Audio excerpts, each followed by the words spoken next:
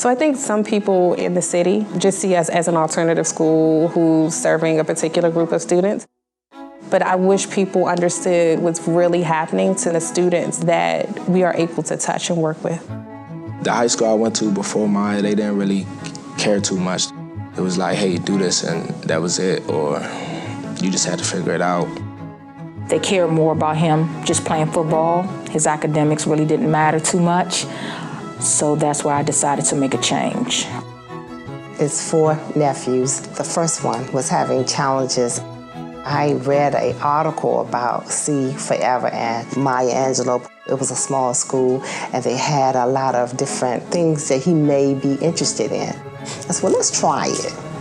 And then the rest of them just followed. So our first step is to try to get them to figure out what it is that they want. What do they like? What are their dreams? What are their hopes?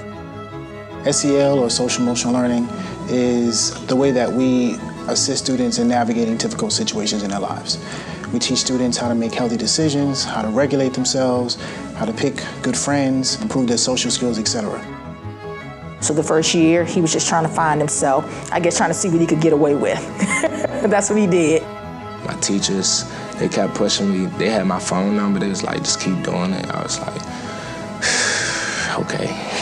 One thing about the coach, when their grades start going like this, he would be like, no, you had to sit out a game. I remember Anthony had to sit out a game and he was angry. Whenever I was mad, they would, hey, come talk to me, or come sit down real quick, chill real quick, and then you can go back to class, I'll help you. We're trying to remove any barrier that prevents a student from coming to school on time, but also coming to school at all.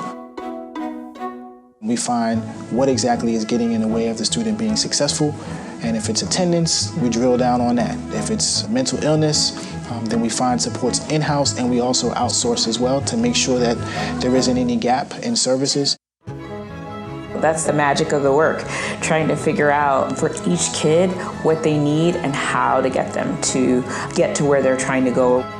All 4 of them were truly, truly different, but they all graduated, and they all ran to Maya every Saturday. It was a blessing just to have them around and to have them on my team. Students know that they can come back because of the relationships that they develop when they're here initially. I came for my GED, and I accomplished it, but some of them wanted more. So when I knew they had classes here and things like that, so I came right back. I learned so much. I learned the proper ways to cut grass. I learned the proper ways to pull weeds. Also, when it came to the greenhouse, I learned a lot when it comes to the pH levels and, EC levels and things of that sort. Our program here transcends just content courses, right? It's important for us to teach them life skills beyond the classroom so they can do well beyond the diploma. After high school, I wanted to stop and work in the industry. But because of my biology teacher allowing me to work in his catering business, I was able to get hands-on experience. And he also pushed me to go to college and learn more instead of just staying home and working and making money.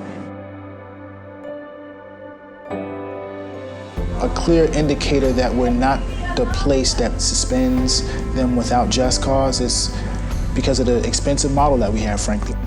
Our foundation spends a lot of money to ensure that we have intense case management. We have 5 residential programs. We have academic counseling. We have licensed mental health clinicians across the spectrum. For all of the folks who have been active supporters and helping us to accomplish our mission, just a very big thank you. It wouldn't be possible without you. We wouldn't be celebrating this 20th anniversary without your support. This summer, I will be traveling to Singapore and Thailand, and we'll be staying in different hotels, learning in their hotel kitchens. Without Maya, I wouldn't have these experiences. I would still be at home wanting to be a line cook. Now I want to own and operate a business. I think what is so exciting about the fact that we're thriving is that the mission of the See Forever Foundation of the Maya Angelou Schools is still the same. For many of our students and their families, graduation is a day that they never thought would happen, that they didn't think was possible.